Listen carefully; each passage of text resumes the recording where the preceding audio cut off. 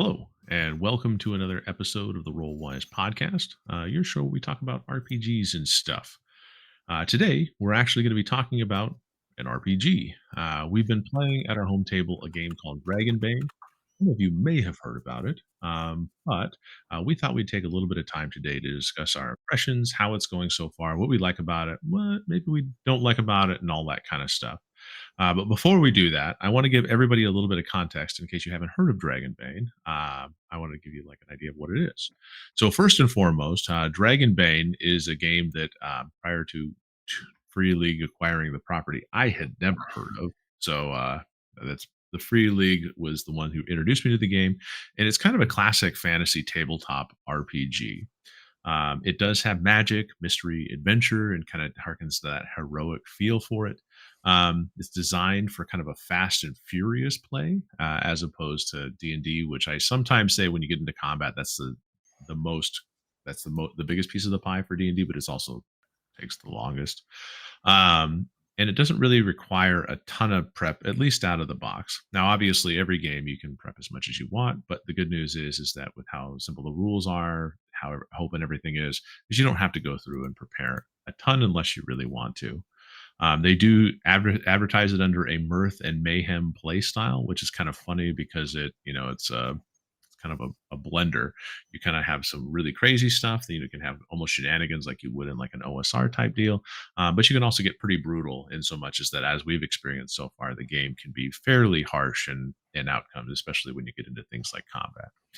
So some of the highlights, just to give you some highlights about it, it is a skill-based system. It uses a D20. It is based on originally, if you go back far enough in time, it is based on the basic role-playing system. So it is a skill-based system, but instead of a D100, it takes it down to a D20, and it's basically roll under your skill.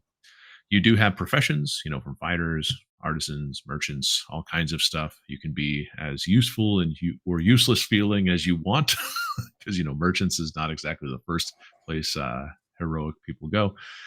You do have some pretty cool creatures that populate the world, including one of the races that you can play are the mallards, which is a duck-like race, which is fun as hell. And then, of course, as you this is a roll low system. Rolling a one is actually a good time. For the first time in our life, rolling a one is actually good.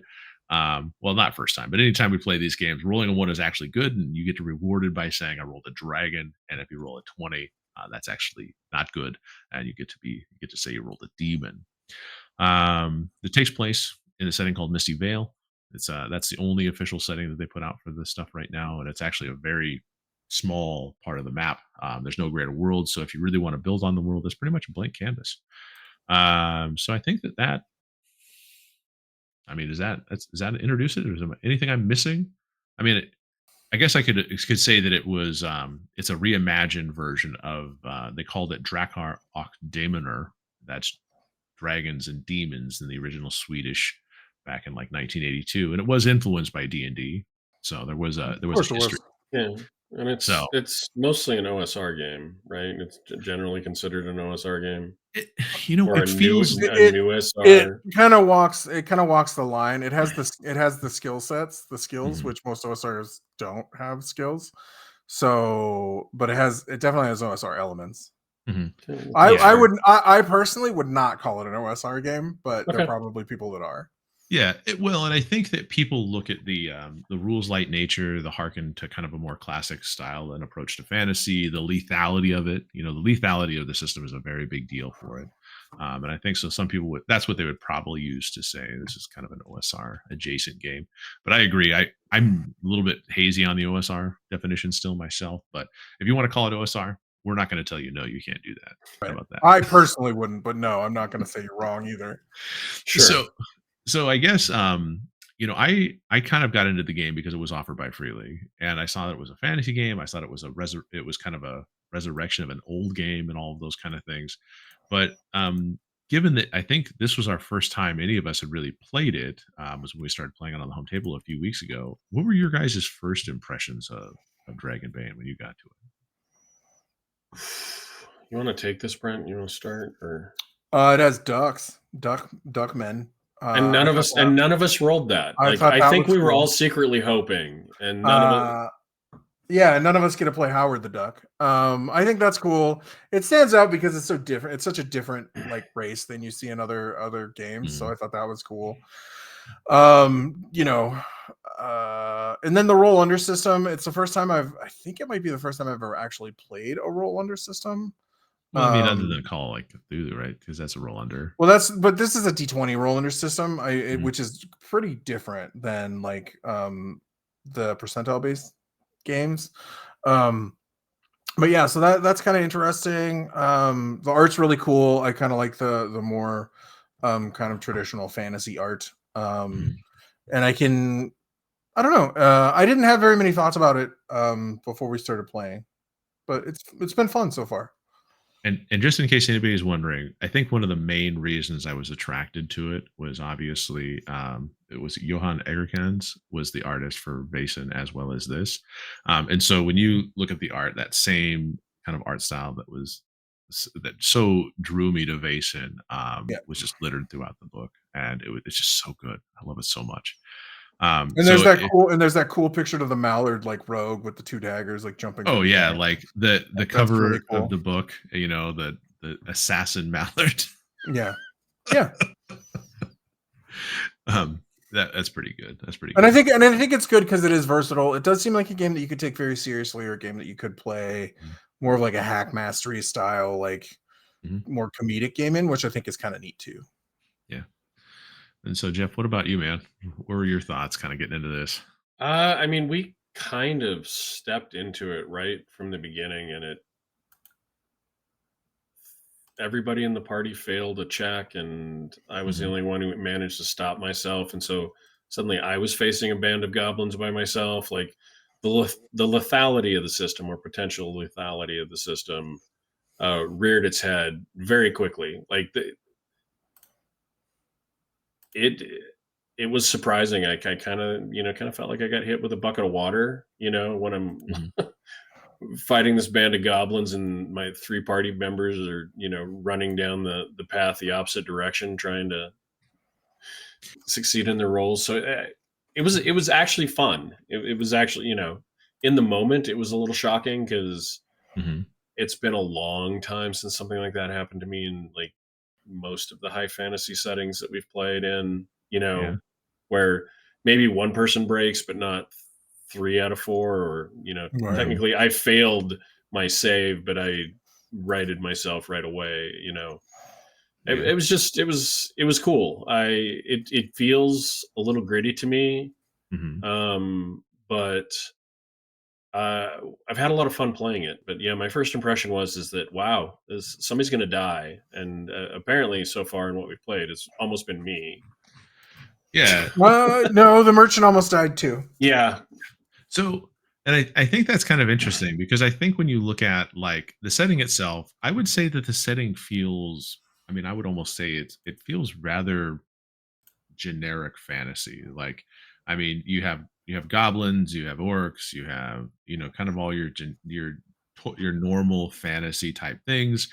Things seem to be a little medieval in so much as that, you walk into town, the town is muddy, you guys aren't like there's obviously not high magic where, like as you walk into the inn for a rest, somebody casts prestidigitation on your clothes to clean you up and heat you some tea with a magical kettle and all those kind of things. But it feels like a grounded kind of fantasy world that, like you guys aren't super heroic. And I thought that was kind of interesting because you guys are coming from DC 20, which we're playing on a regular basis, which is super heroic, almost feeling in the way that you guys are like tossing lightning bolts and swinging and breaking rocks with axes. You know what I'm saying? Yeah, it's much more cinematic. The storytelling feels much more cinematic.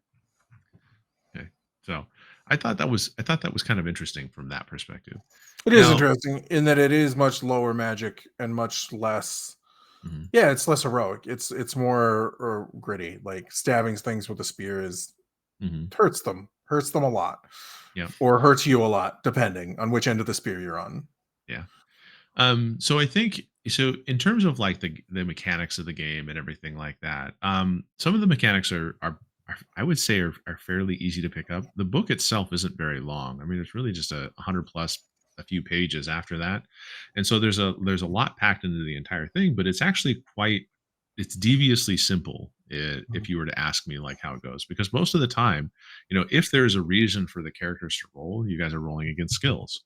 There's not really, like, I mean, if for whatever reason, in a rare case, you can't find a skill that does it, you roll your attributes. And your skills are going to be the main way that your character progresses, at least mechanically.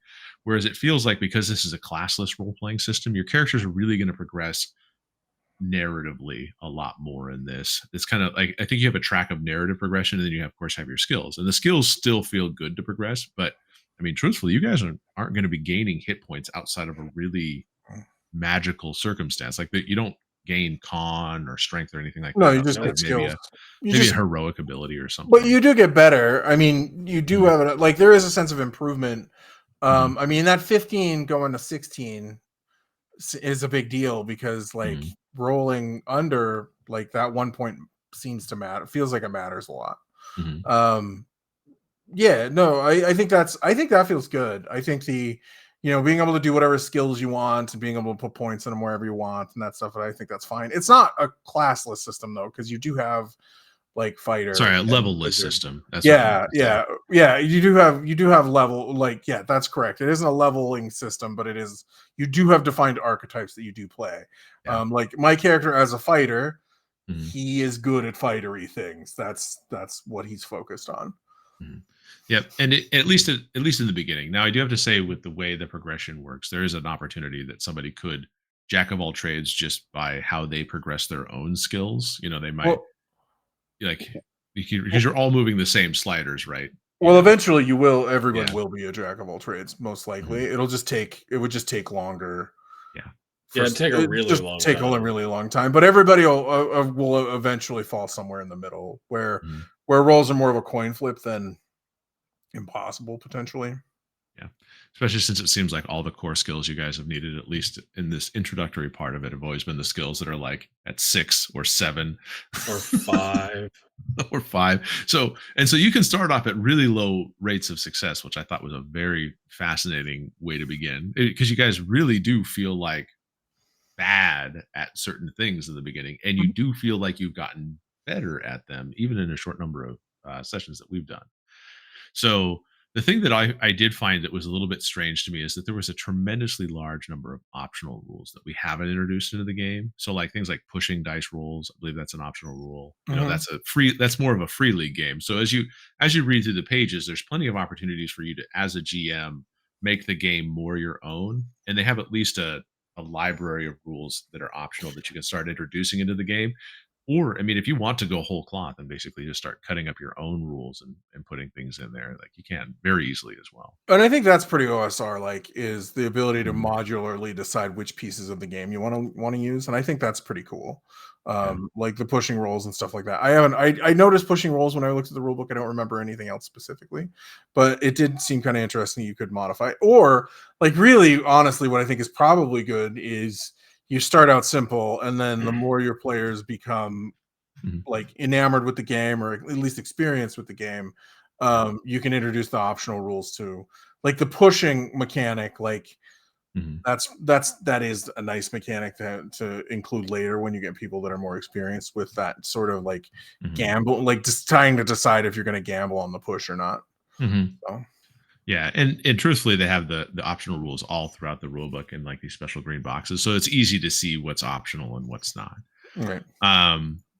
In terms of like other unique things that I thought were really cool, and actually I'm going to plan on doing this because I was reading the solo rules and I saw that there was a NPC chart that you can use to kind of help you randomize and take a little bit of that load off the DM to do NPCs as well as monsters, because monsters in this game are mean.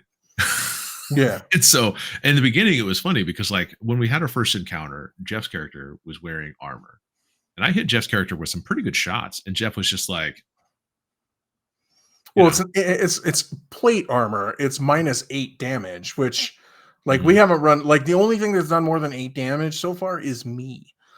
Like me with my spear. And the white. Oh, and the white. Yeah, the white. Yeah, because the white definitely put me down. Yeah, the white did. Well, I was on death's door. Oh, it was the goblins that put the merchant down, wasn't it? Mhm. Yes. Yeah. Yeah, it was the white that almost one-shot you.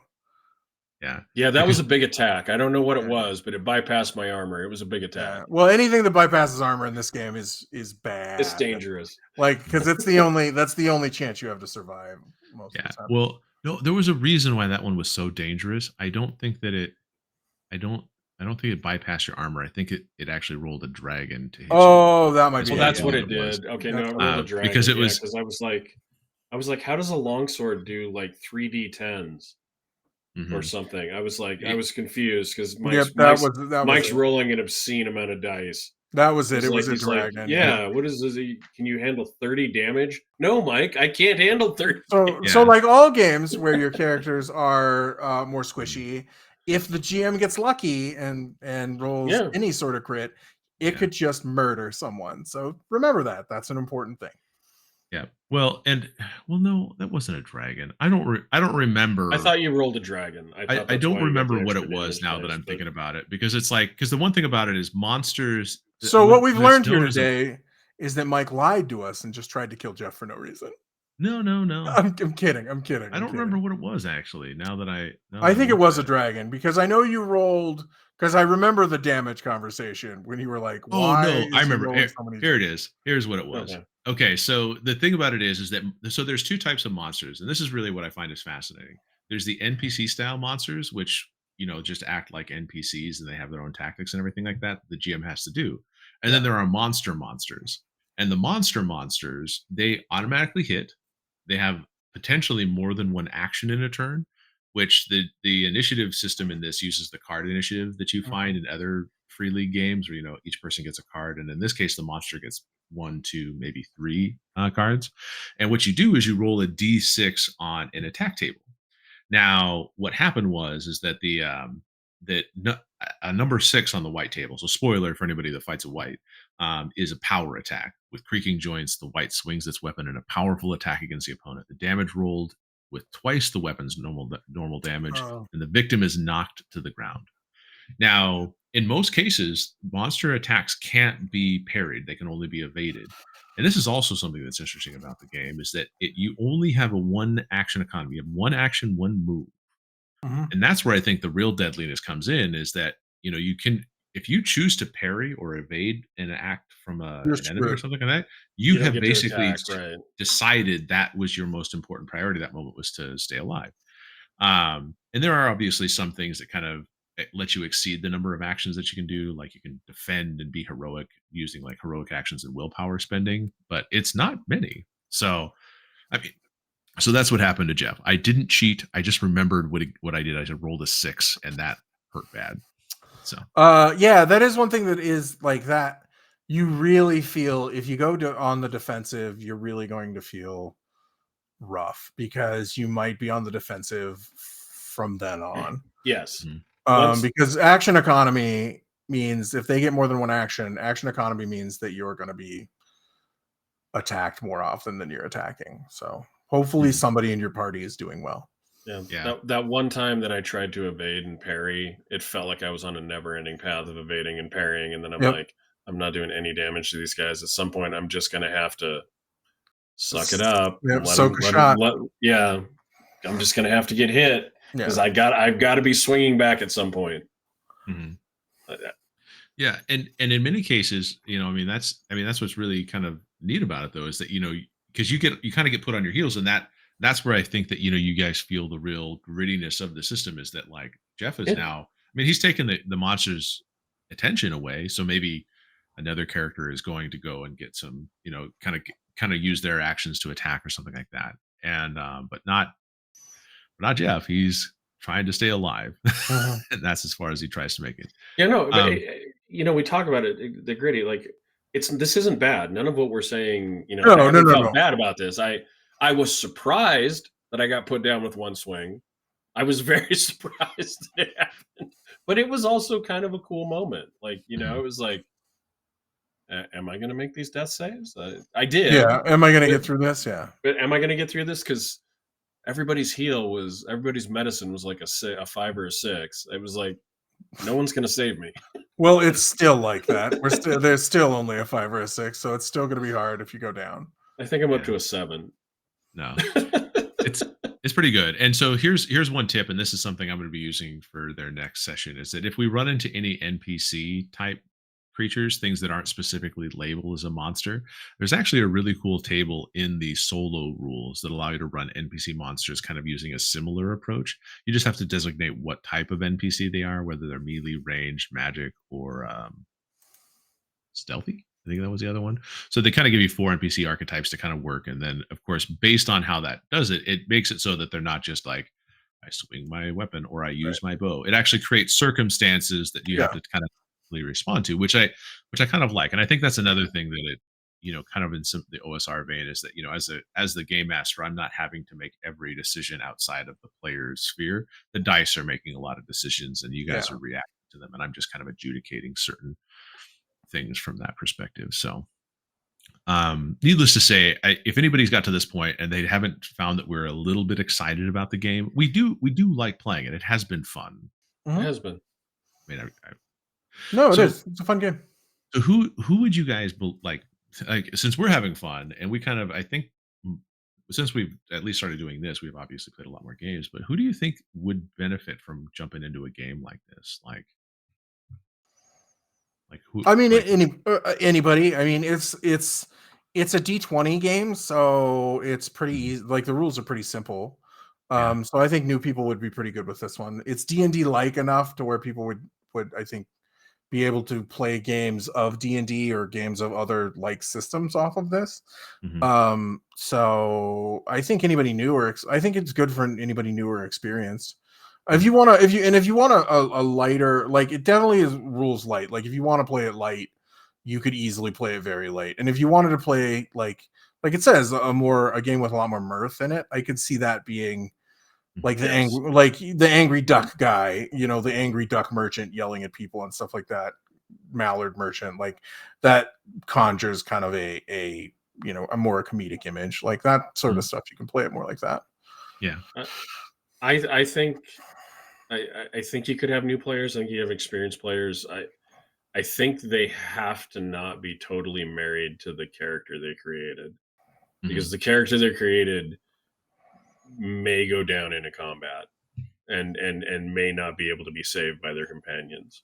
mhm, It is one of those ones where I don't know that you need to show up with 3 different pre-rolled characters, but it, there is the system could be potentially lethal to player characters, and Yeah, you may need to be ready to roll a new it it character. it is definitely not as player friendly as D&D. mhm, But it's definitely, I mean, we've managed at least 3 times somebody's been on death's door and they've been okay. Yeah, mhm. So I would say we have. if it was super lethal, like one of those people would have died Yeah, already. it's not as it's not as Um, deadly as some games, but it's more yeah, deadly than it's more deadly than D&D. your average Sure. Pathfinder or D&D Yeah. session's going to be. Well, your character's just not as heroic. Right. And there is the fact that if it doubles out, if you have low hit points and they double you out, like you're dead. Like it Yeah, just kills you outright, which is a mechanic that I think D&D removed. But I think combat having stakes just means that you'll try and figure out other ways around it. And yeah. I think that's important. It leads to more role playing. There are a few weird things. Like I can name a couple things that I think are strange that I don't necessarily enjoy. Mhm, I've loved the game so far, and the adventures that we've done is really good. One of the things that I don't like is I like and don't like the skill up system, the roll a 1 or roll a 20. yeah, Because I don't necessarily like encouraging everybody to roll on everything all the time. mhm. Because there's no reason not to. And it seems gamist, but like the conversation we had last night where it was like, well, go ahead and roll. Well, you should just roll your language skill because Well, why not? and I think that there's a way to address it in so much as that there are opportunities for everybody to do things, right? Like if you're all listening to someone speak a language, for example, you can all make a language skill. Like I don't feel like that would be a situation in which somebody would like there would be one roller and then somebody assist or like a single But like person. rolling a 1 and doing it Mhm. actually pissed me off last night. Like I don't think like That was That so was awesome. stupid. No, it was stupid. It was dumb. My character should not have had any reason to know any arcane language like that. I felt It just was an old language. I did not feel rewarded It was an old by. language spoken in that land. I mean, you could have grown up and heard I, your as a player, grandparents say it. did not feel rewarded. The dumb luckery of rolling a 1 Well, on a skill that's a 5. And I didn't really feel like my character would care enough to like really even focus on what they were saying. So like, so in those cases, you could opt out. I really think that's that it is. I did, and then if you recall, there was a bit of party pressure to roll, anyways. That's true. There was. Okay, and we'll stop that going forward. No, it's fine. But that's what this system encourages is if there's no reason not to roll, you might as well roll to see if you roll a 1. Like that's just the game. Well, yeah, or potentially and like, just under your score, and like that's cool. And like yeah, so I like the party groupthink was 100% correct, but I just don't. It's just a like it encourages a mindset with that type of rules, and that I don't necessarily like. Yeah, I don't know that we need to make 4 rolls every time one check has to be done. But there's no reason not to. Like that's the thing, and that's what it encourages. And I think that, and I thought about this after the game last night because I was like, that seems kind of silly because there are going to be situations where everyone is going to roll and they're the outcomes are going to be different. Like for example, roll an awareness check. I could choose one person to roll an awareness check, like Corbin, when he was the closest one to a set of goblins or something like that, and that makes sense. Or I could have everybody roll an awareness check to see if your party is surprised. But but like one person dealing with a lock and failing a sleight of hand, that's only one person gets to make the check, right? Right, but why not have everybody try the lock then? Like that's what. Well, and that there is a point in the rules that basically says there's only one attempt per person. So if you technically wanted to line up like lemmings and do like I failed the lock, I failed the lock, I failed the lock, I succeeded, the game doesn't say no to that. But there are situations that you as the DM could obviously, because you want the game to fail forward too. Like you don't. And it's a weird juxtaposition that we have here is we want the game to progress narratively forward, and we want there to be like when you guys you don't want to get frozen out of the path by accident because you have bad skill checks, but at the same time it can seem a little bit gamist to I think and I just was thinking about this. I think maybe there should be a skill limit on like who can roll. Like if your skill is only 5 in languages, you probably shouldn't roll a language skill. But the game does embrace that old school stuff a little bit. And so in so much as that you may not have expected your character to have access to that language in any capacity, maybe now your character does have access to that language a little bit more than you expected because, you really didn't define your background. But the reason that I say that you could do that is because you still get the free points at the end of the game. So if I decided I decided, I think I should have, like, maybe it would have been interesting if my character did understand. Then I can choose to put a place in that languages skill and level it up. So next time, maybe I can at least get a roll. Like if my skill's a 5 and you're like, if your skill's a 5, you don't get a roll in the language. And it's like, fine. Well, then I could put 1 point in it. Now it's a 6. And that's like, maybe now I can get a roll on it. And it allows me to make a decision as to, well, this is something my character would be interested in. Yeah, you're getting there's nothing wrong with you having agency over your character and deciding they can or can't do something. I don't know that I fully agree with I have a 5 in it, I can't possibly be good, so there's no point in me rolling. But I do 100% agree with my concept of my character is that this isn't something they're interested in and they're not even going to try. I think that that's okay. Even though I was part of the party pressure last night. Yeah. Well, but like what I'm saying is what you have to remember about rules, and I say this about D&D all the time, so I'm going to say this about this game, is there is a mentality that the rules encourage, and if that is going to be how the players play. Like if the mentality of there's no reason not to roll because you may get a 1 and then you can increase the skill. Then the mentality of the players is going to be everybody should roll whenever they can roll. Or if one of the party members is greedy and wants to steal all the swords from all of the goblins the entire game, Like that's going to be what we wind up doing, which is cool. Like I don't like the skill thing. I accept it and it's fine, but I will say that's one thing that what I would say I consider not great about the system. Counterpoint, you really don't roll a lot of skill rolls other than combat rolls, right? I mean, in general, that's going to be, if you're running into combat, that's where you're going to be spending most of your rolls. We've rolled quite a few skill rolls. But I'm running a pre-canned adventure, so I would say that, it's like, because honestly, some of the design decisions that they made with the adventure, I mean, I'm running it as it's written just to kind of get used to the system and all that stuff. I would not necessarily have made the same design decisions if I were to run it again, if that makes sense. Well, no, but I mean, the designer is okay with you making that many rolls. My point is that it may feel weird to us, but the game is designed around you having these opportunities for these skill rolls and these advancements. Because even on a 5, I mean, I thought it was hilarious that all of a sudden your character's like, I don't really care what this lady's saying.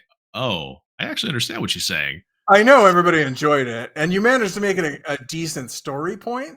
But that's more to your credit than the skill credit. But that's just that. But again, that's an emergent gameplay type situation. Is we've now created a little bit of lore related to the world based on how these mechanics are playing together. So, and that's what do you see what I'm saying there? I think it's an interesting component to it, because I think it ended up with an interest. It ended up with a very unique and interesting piece of lore for our world. I don't disagree, but I still don't necessarily enjoy I'm not here to change your mind. I'm just saying that there's a few different ways you can look at this, and I think your way of looking at it is very valid and positive. I don't know if I would feel the same way if I was running the game, though. Mr. Positive over here. Yes. So, well, in fairness, Mike's still bummed out over the fact that the weapons are worth 25 to 50 gold. That's amazing, right? Well, and I have less problem with the economy because, like I said, there isn't anything for us to buy. No. I don't know how this became like I'm not an economics person or anything like that, but for some reason, Daggerheart and Dragonbane have got me in a tizzy about the economics here, because it's like it's your MMO background. Because you come from a background where you raid for 6 months and you come back with enough gold to buy 3 arrows and get your armor refurbished. Because it's easy to break MMO economies. That's why. That might be part of it, but for whatever reason, my little tiny pea brain is just going, okay, so I either have to contrive a reason why you guys can't sell the equipment that you're picking up, define a new economic point where the equipment you're picking up is either sold at a really discounted rate or anything like that. But even if it's sold at a discounted rate, like I'd have to be we're willing to accept 50%. That's the standard wholesale markup. Well, but so let's say I go Pawn Stars on this. You guys show up with 6 goblin short swords. I mean, there's nowhere in the rules that say the goblin short swords are functionally inferior. I mean, they could be. I mean, if you want to say that goblins, a very warlike race, make shit weapons, I guess, sure, why not? But they obviously seem to be functional enough for them to be a threat to everybody in the Misty Vale. So exactly. I mean, you show up with these things, and then the person's going to be like, well, short swords sell for 25 gold a piece when I'm selling them to the players, so I'm going to go 1 gold. That's my best offer. Like, what? Yeah. His markup's not 25. Well, I mean, if we do have 6 of them, demand just went down quite a bit. Well, it could, I mean, it's true. You could just find the new guy at the garrison that got issued a rake. No, you're just like 10 other guys came in. 10 other guys raided a Goblin Warren earlier, and they brought in 25 of these. Well, why aren't those guys the heroes of the story then? So they're heroes of a different story. It's weird, but Brent's right. There's not it's not like we sold 10 goblin short swords and we have 250 gold, and now we're buying magic. Right, like in D&D, it would be a problem because like stores have magic weapons or healing potions. Like it would be a problem in D&D. It would be like, but in this so far, it's like supposedly this game has magic items too. They just didn't really tell you about it, other than like a single sentence saying magic items that a vendor has. Like, well, you could. I mean, supposedly. More like so this is the difference between a high magic game and a lower magic game. Like D&D kind of assumes that there's a wizard in every town who's dinking around making magic weapons for some idiot shop maker. Whereas like most low powered games are like, no, like it's special in some way. Like you have to find it. And so that, I guess that would be my thing with the economy is like, yeah, sure, sell all the goddamn goblin swords you want. Yes, you can afford more days at the inn. Good job. Like, unless it gets to the point where like now we buy the inn. Like that, you do have to worry about that. Is like us being like, we've gathered enough goblin swords to retire. Like that's what I guess so you have to worry about. Well, and it's just kind of funny because like I was looking at this because I thought I saw it on there's like one mention of magic items in a small sidebar that basically says magic items may contain one or more spells that can be used activated even by non-mages. And I was like, magic items, and I was like looking through the gear and all that stuff. It's very light, so I mean truthfully Right. you can kind of do with it whatever you want in terms of like Also, and magic items, but it is funny to me that they're just like also, sure don't weapons get damaged in the Mhm. game? Yeah, So like weapons. at least one of the weapons that we have, because like I broke that one's weapon almost, Mhm. probably shouldn't be sold for 25 gold because it's damaged. Well, and I did that to you the first time you sold weapons, remember? I basically rolled for each of the weapons to determine a quality, and No, I because lowballed you on it. I'm not the one stealing the weapon, so I really Oh, don't. that's right. The other players knew that because I'm secretly over here furiously rolling a Yeah. d6. Yeah, I'm not the Because one. I'm not the one doing the merchanting. So yeah. I care that my spear stabs things from an extra 5 feet away. That's what I care. Yeah. Yes. And that's fine. I just And it armor. is just funny. Armor I care about. Armor I care about. If Yeah. I guess I would say if we can get enough swords to buy me plate mail, I might care. But I don't think that's gonna happen either. Because I'd have to at this point probably mug the other players for money. So Well, but that's another thing that's weird about this is as you guys find quote unquote loot and treasure, the loot and treasure is very low value. It's like you found a chalice worth 6 gold, and you're like, I'll just go loot some more short swords from some goblins. There won't be a Yeah. goblin problem no more after this. that's pretty funny. Is that We're- the swords were so much more than Well, other stuff. like items and like weapons in general just seem to be worth way more than other things. That's how you stay alive. Which is probably more true to medieval economy. I'm not a medieval economist, but I would assume things that But you play one on TV. there's a good shirt for you. I'm not a medieval economist. But like stuff that keeps you alive has to be like more valuable than stuff that doesn't. Well, yeah, sure. I mean, Utility has to be more valuable. well, I'm talking about like the treasure cards that I get out of here. Basically, are like you found an ivory statue, 8 gold. You found a rusted pitted short sword, 15 gold. Who knows? I like I said, it just feels like everything's a little bit out of whack. The economy is a little wonky, but yeah. Also, the game may not expect everybody to be like, I've got a bundle of short swords that I'm taking back to town. It's true. Like, well, the funny thing is I think without the merchant class, you guys actually have a load limit that you have to worry about because you don't get like a free donkey out of the deal. Having a free donkey, having the merchant with the donkey really upped our game. Like, but it makes sense that he's selling swords at that point too, because he's a merchant. So exactly, and so so you guys will be the richest people in Outskirt in several sessions from now. But it's only sword value, really. That's all it is. Sword value. We have a high sword value. We are plentiful in swords. Yeah, just what was God. At what point is the merchant going to be like, "Nah, man, I got enough swords. What do you expect me to do with these?" Well, I mean, I melt them down, do all that kind of stuff. He buys them for scrap. He could still purchase them at a lower price. But you know what I'm saying? Like, it just that was kind of a little bit of a sticker shock thing for me. I was like, well, there's nothing that talks about selling items. Is the merchant a blacksmith? There is one. There's a blacksmith in the outskirts. Yeah, we talked to the blacksmith. Yeah. There's also a merchant that sells weapons, but there is the blacksmith that also sells weapons. Right. So there's a merchant that sells general goods, and there's a blacksmith. Competing stores. We can leverage this. I think you got it backwards a little bit. I think there's a blacksmith, and then there's the merchant that sells general goods. Oh, I That's thought the we idea of sold it. some to the general goods guy I too. don't. I Or wasn't. no, we sold some to the Watch, City Watch. Yeah, there we because go. I was clueless as to how selling worked in this, but that's okay. As long as we have multiple sales avenues, we can leverage our supply. Yeah, it's true. We'll have to start Now, working with the blacksmiths or flood the market and devalue his stuff that's actually better quality. mhm. Yeah, because I Yeah, don't think don't tell the merchant this or the merchant on the like reforging steel is actually pretty hard if they're steel swords. So whatever. I'm not gonna get real life logic into this. well, if you I, put real life logic into it, we wouldn't have had to roll to break open the locks because we'd have just swung a hammer at them and they'd have popped open. Yeah, you know, what was that? Bump the lock. Is that bump picking or something like that? I don't know.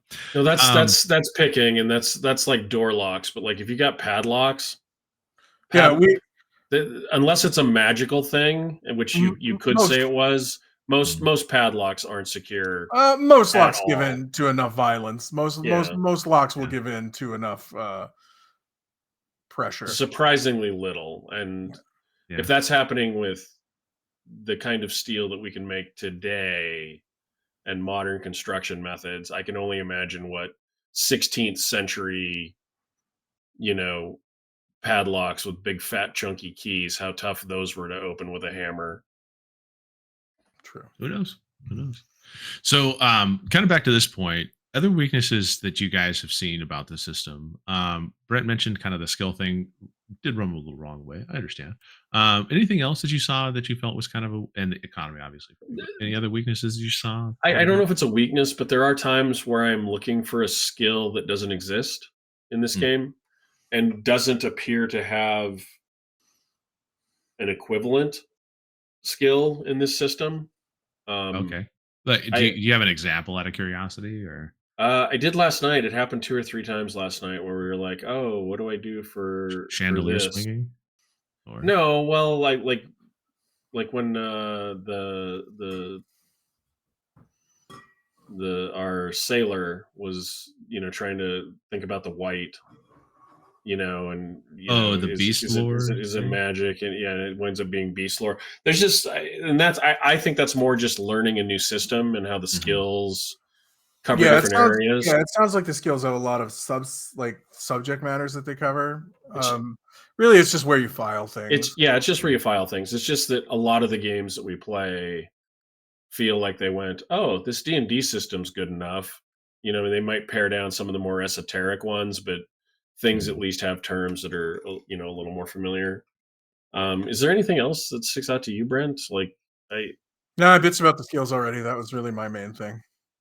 That's funny. I did like it. I do value your opinion. I thought that was really It there, turned it turned because out it kind of rubbed like I me the said, wrong way a little bit last night too. So, you but for made it different, you made it interesting, but as far as like being a player and even as a GM, like I wouldn't have. The moment I probably wouldn't have let everybody.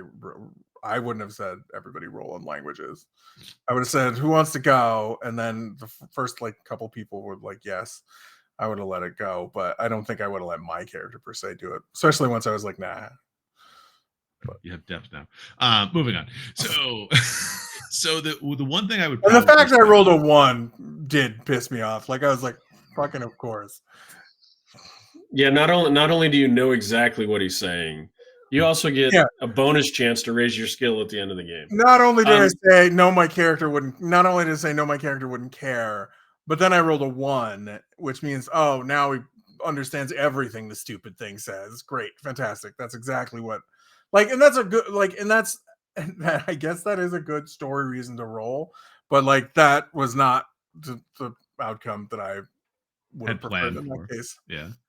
So, so I'd say that I'd say that in terms of like games and stuff like that, the one thing I would probably say is like if you're a 5e enthusiast or you're really like Pathfinder or something that's a really chonky game where you want kind of everything to be pretty spelled out for you and rules to be kind of defined, I really think Dragonbane is going to be it could be a tricky switch for yes. you.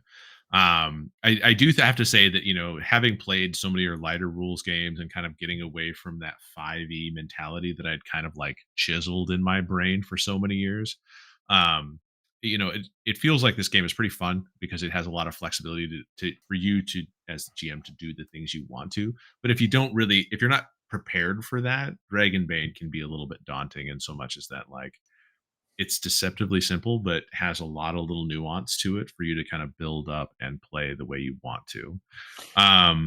I Well, have to say, that's where the OSR feel comes in, right? Where well, it's like, yeah, and I'd say it's yeah, because it's not exactly OSR as you said, because it's got skills and stuff like that. It's a little bit beefier than that. So if you're not ready for like a truly rules light, right. like, you're sitting around the table with a 6-page pamphlet of a Well, game.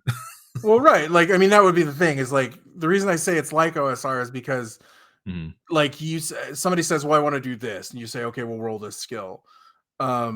You put it somewhere. You put it in the skill. Whereas an OSR would be like, "I want to do this," just like, okay, roll the dice, and then mhm, you would adjudicate off of just whatever stat they mhm, had. And so that's why I say it's kind of that's why it kind of fits in that middle part, is like there's more gradations on people being skilled with things mhm, for your judgment, Yeah.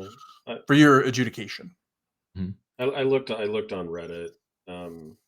Some people say it's OSR like. Some people call it new SR, which mhm, is what some of the rules light OSR types. Because there are people that consider nothing that didn't derive from the first edition of Dungeons and Dragons, the right, that can't. It has to descend from that, or it's not OSR. mhm, Right. And so that leaves out a lot of things that I think some people think are OSR at least like. And I'm not mhm, here to debate. We're not trying to debate the Right. definitions, but it's rules light fantasy. And if you haven't played a lot of rules light games, the first couple times you play it, it feels weird because it's much different than the type of gaming mhm. that you've been doing with crunchier systems. Mhm. Yeah. And honestly, if you have a rules light system that you're already playing, I'm not really sure what Dragonbane would do for you that you're not necessarily already getting. I do like the monster tables. I've been really infatuated with that, and based on my research, I think that's something that Free League started with in Forbidden Lands, if I remember reading that correctly. So it's like something that, like I said, it takes that load off of the DM to kind of like create interesting situations, because you're not always going to encounter the same enemies all the time, Right. unless you happen Right. to be in the dungeon of the whites or something weird. But then you guys probably wouldn't survive that. That would be a bad dungeon for you. So, but I do feel like, there's also some other really good rules light games out there, and I'm like, I'm trying to sell this to myself, and I'm like, I really like it because of the art. I really like the simplistic play style that's a little bit beefier, because I personally don't gravitate towards true OSR games, as we discussed before, where it's kind of like self insertion into it, and my ability Right. to solve problems is my character's ability to solve problems minus plus or minus a few rolls here and there. I mean, I like having some structure to it, but I Mhm. feel like it's a nice structure by comparison to like D&D. And I'm not sure I know other mid fantasy, like mid rule fantasy kind of stuff that is like this, I Well, guess. the one that you just sit and talked about, Forbidden Lands is one of them. It's kind of Yeah. in the middle. Is it? Um, I was wondering if it wasn't more beefier than yeah, it is. I don't think so. I think it's about in the middle. Hmm. I mean, there are some, but like I said, I struggle also with the distinction between like OSR and what's not OSR. Mhm. So Yeah, so I have a tendency not to think about it very much. yeah, no, exactly. Like if it matters, if the terms matter to you, then they matter to you. I care more. Do I like the book? Do I like the way the rules are written? Do I like the art? The art. I Mhm. mean, I can't lie. The art. That there are books that I've never picked up for systems that I've been told were good later because the cover didn't resonate with Mhm. me. I'm not going Mhm. to say art's bad because art's really subjective. It just wasn't in the moment when I saw it. It wasn't what I wanted to. It didn't make me want to pick Mhm. it up. Mhm. Yeah, I mean, reasons to play Dragonbane. It's a light system that you can add more modular complexity to. It has a lot of room for making more comedic games. It has classes that aren't necessarily combat oriented classes, so Mhm. it has a lot that can appeal to other people. It has like the like special things where like what is it, the flaws or drawbacks, where it's like, Weaknesses. yeah, Yeah. weaknesses. Weaknesses, yeah. Those are all interesting for character development.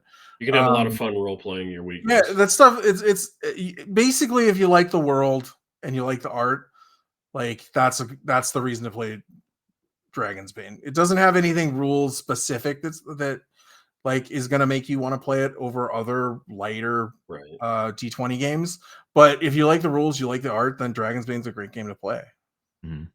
Yeah, and I think honestly, like it's been fun. I would be curious how the rules comported to, like, if you were to port them over to another setting. Like you were just like, okay, well, I want my happy-go-lucky D&D friends to experience a more dangerous Forgotten Realms. I bet you could probably, there's enough in here that you could probably do a Forgotten Realms style. I don't know. It's not going to feel like Forgotten Realms though, because Forgotten Realms is high magic and true, and the characters are much more heroic. Like much more heroic. Yeah. Like I would say the Forgotten Realms characters are like a lot more heroic than normal. How about Dark Sun then? character? Could you port it over to Dark Sun and feel dead in seconds? I don't know. I feel like this. I feel like the rules fit the setting, and so I would have a hard time porting it over to something else. Yeah, I'm kind of with Brent on that. Although I'm not. I feel like sometimes I'm the only person in tabletop role playing games that is like, why don't we just play in the setting provided with the game? Why do we need to port it over to Portlandia? I'm a big proponent of that, because I feel like a lot of settings are written with the system in mind. Well, the only reason I say that though is because like the Misty Vale is a very light. It's very small. setting. Yeah, no, it's light. It's a very like, you don't know. Like, I mean, you have a couple pieces of history, and then you have a map, and it's like, go to town. And yeah, the map wasn't very big. It's not a supremely large map, so it's not a very large part of the world. And I mean, they did try to expand the world previously, and this is kind of random trivia that I had stumbled upon as I was looking over some stuff for this. But apparently, there was Demons and Dragons and Demons, or whatever it is, did have many editions beforehand, but there was also people that tried to bring over that original feel over into English earlier, before Free League had a chance with it. There's actually a game called Trudvang, which had a Kickstarter that allowed for them to put out like the Trudvang Chronicles and everything like that, and it was basically like the original Dragons and Demons and all that kind of stuff going out there. And it does have a world. It has like mythology. It has all those things kind of brought from the ground up, which is helpful, if you want to have that kind of already. Some people might call that a burden, because I think that, Brent, you said in the past that having your world expressly already investigated makes it hard to create new stories, because all the stuff that's happening there. Yeah, it's all been discovered. Yeah, I've run into that problem with some games. Yeah. So the fact that this had the Trudvang Chronicles, came out, and it actually looks like, when I looked at the Kickstarter, like the last update on it was like back in May 2024. I don't know when this funded. I don't know when it started and all that kind of stuff.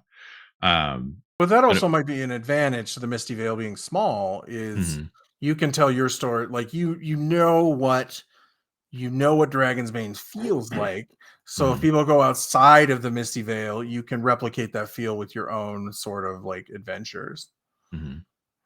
Yeah, and I believe there was actually another thing that they did as well. There was another world, like I don't remember what it was called though. But I also wanted to point out that they did have a small video that they put out, about 25 minutes. It's called The Throne Lander, and it's in Swedish in case you guys want to watch it. So, okay. So Swedish videos. That's where we're going tonight, huh? Yeah, I'm probably not going to watch it, although I'm sure it's great. I watched the first few minutes of it. It was a surprising production value. That one video about magic and Dragonbane was funny as hell, when the lady was like, "We're going to talk about magic today." And I don't mean like true love or anything like that. No, that's what's her name? Here, just a second. But that was Dragonbane. It was Eleanor Di Lorenzo. She's apparently a spokesperson on the Dragonbane, or she's a content creator for the Dragonbane channel or something like that. But like, she is hilarious. That was hilarious. Yeah. that was funny as heck. So she's doing fantastic work and introducing people to the concepts of the game and everything like that. And if you want to know more, you should watch those videos from Free League because I think Yeah. they're actually from the Free League channel. They are. They're Oh, from the neat. Free League channel. Yeah. Yeah. Yeah, I mean, in summing it up, if you had a chance to play this game at a con or something, I Mhm. would say jump in, give it a try, see what you think. You know what I mean? Like one of those where if you were someplace where you could do kind of a one shot or a shortish campaign because you might like it. Oh, The game kind of snuck up on me. it would definitely be good for a con game. Like the rules are super simple. So if you had that opportunity, definitely it would be really fun. Yeah. So, all right. Well, I think that's all we have for this week's episode. So obviously, we like playing games. We like testing out different things. So if you want to jump in the comments, let us know your experiences with Dragonbane. Did you like it? Did you hate it? Did you find it to be somewhere in between? Jump in there. Say Yeah. hello. This is how Yeah, we played the definitely. game. And whether or not you bought the game, whether you bought the new, I think it's called the Golden Road, the new adventure that they put out for it. It's fairly large. We're curious to hear any and all experiences. And also, while you're doing that commenting business, if you want to like, subscribe, hit alert bells, do all that jazz, we would greatly appreciate it. So Jeff, do you want to tell them the next little bit about social media? Yeah, you could continue the conversation on social media. You'll probably talk to Brent on Facebook, Threads, or Twitter. You can find us by searching at Rollwise, or you can email us, and all three of us will read it. Rollwiseguys@gmail.com. And as always, thank you for joining us. We appreciate you listening, even if you didn't make it this far. Thank you. And as always, roll well, roll wise, and be safe out there. Thank you, everybody. Thanks, everyone.